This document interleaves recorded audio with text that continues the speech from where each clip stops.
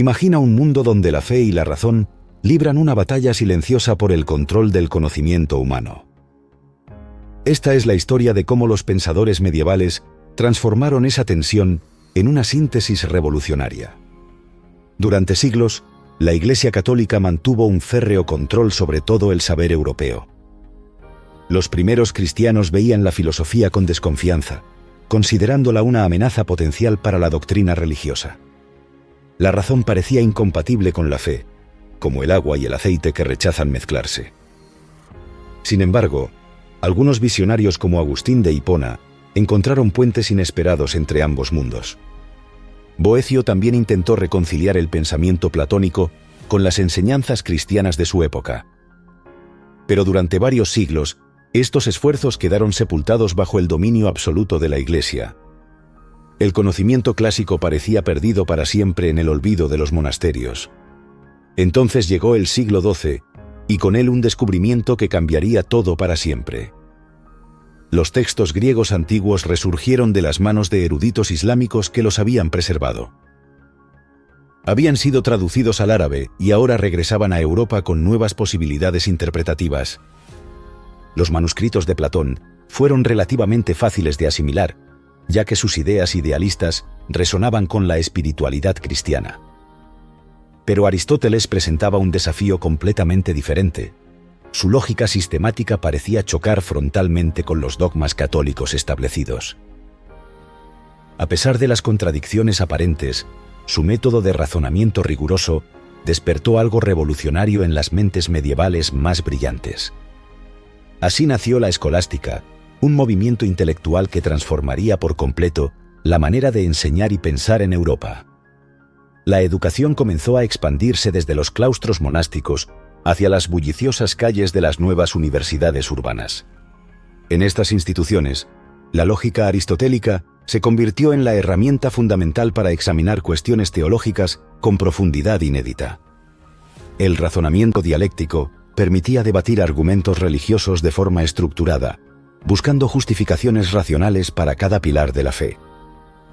Curiosamente, este movimiento no surgió en el sur de Europa, donde llegaron primeras las traducciones desde el mundo islámico. Fue en Irlanda donde Juan Escoto Erígena plantó las semillas de esta revolución intelectual durante el siglo IX. Para el siglo XII, la tradición escolástica florecía en cada rincón del continente europeo con vigor imparable y creciente. Anselmo de Canterbury se convirtió en uno de los pioneros más influyentes, desarrollando argumentos filosóficos que resonarían durante siglos. Pedro Abelardo siguió sus pasos, refinando las técnicas de argumentación lógica aplicadas a problemas teológicos complejos y desafiantes. Duns Scoto y Guillermo de Ockham continuaron esta tradición, cada uno aportando perspectivas únicas a los debates filosóficos medievales. Pero fue Tomás de Aquino quien se alzó como la figura más monumental de toda la filosofía medieval europea. Aquino enfrentó uno de los problemas más espinosos, la afirmación aristotélica de que el universo no tiene principio ni fin. Esto contradecía directamente el relato bíblico de la creación divina, generando un conflicto aparentemente irresoluble entre filosofía y religión. Sin embargo, Aquino planteó una solución brillante que reconciliaba ambas perspectivas de manera ingeniosa y profunda al mismo tiempo. Argumentó que tanto la razón humana como la doctrina cristiana son regalos divinos, y por tanto, no pueden contradecirse. Utilizando esa razón que Dios mismo le había otorgado, defendió que Aristóteles no estaba equivocado en su concepto. El universo podía ser eterno en su naturaleza, pero eso no negaba que Dios fuera su creador original y supremo. En el principio, Dios creó el universo, pero también pudo haber creado uno que existiera eternamente sin contradicción lógica. Este tipo de razonamiento sofisticado ejemplifica perfectamente el espíritu de la escolástica: armonizar fe y razón sin sacrificar ninguna. Otro desafío crucial era proporcionar argumentos racionales para demostrar la existencia misma de Dios ante las mentes escépticas. Anselmo de Canterbury fue probablemente el primero en presentar lo que conocemos como el argumento ontológico de la existencia divina.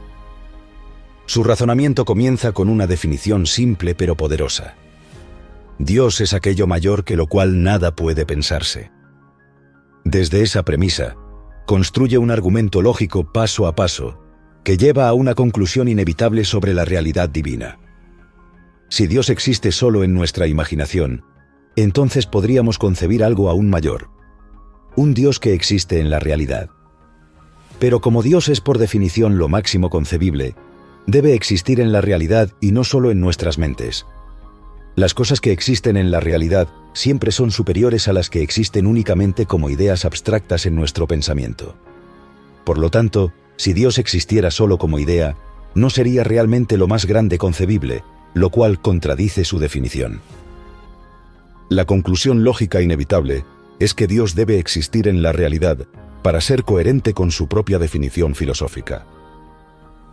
Tomás de Aquino más tarde desarrolló 4 argumentos adicionales basados en la noción aristotélica del motor inmóvil o causa primera. Estos razonamientos filosóficos permitían a los escolásticos defender su fe utilizando las mismas herramientas de la lógica y la razón. Las escuelas escolásticas prosperaron durante varios siglos, estableciendo una tradición educativa que perdura hasta nuestros días en muchas instituciones. Sin embargo, con la llegada del Renacimiento, el énfasis teológico de la escolástica comenzó a desvanecerse gradualmente ante nuevas corrientes. Las ideas científicas y humanistas emergentes desplazaron la teología del centro del pensamiento europeo hacia territorios más seculares y experimentales.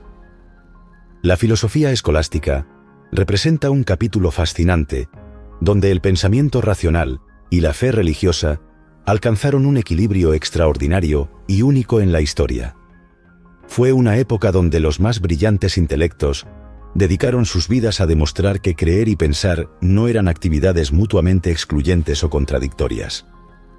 Anselmo de Canterbury resumió perfectamente esta actitud cuando afirmó que no buscaba entender para creer, sino que creía para poder entender con mayor profundidad. Esta inversión de la lógica convencional caracteriza el espíritu escolástico: la fe como punto de partida para la exploración racional, no como su enemiga. Los escolásticos construyeron catedrales intelectuales tan impresionantes como las de piedra que se alzaban en las ciudades medievales europeas de la época. Sus argumentos meticulosos y sus sistemas filosóficos elaborados demuestran una capacidad intelectual extraordinaria aplicada a las preguntas más profundas de la existencia humana. Aunque el Renacimiento marcó el fin de su dominio, la escolástica dejó un legado perdurable en el método educativo y el razonamiento sistemático occidental. Las universidades modernas todavía conservan elementos de aquella tradición en sus métodos de debate, análisis crítico y búsqueda rigurosa de la verdad. La tensión entre fe y razón, que los escolásticos navegaron con tanta dedicación, sigue siendo relevante en nuestros debates contemporáneos sobre ciencia y creencia. Su valentía intelectual al enfrentar textos que parecían contradecir sus creencias, buscando síntesis en lugar de rechazo, merece nuestro respeto y admiración profunda.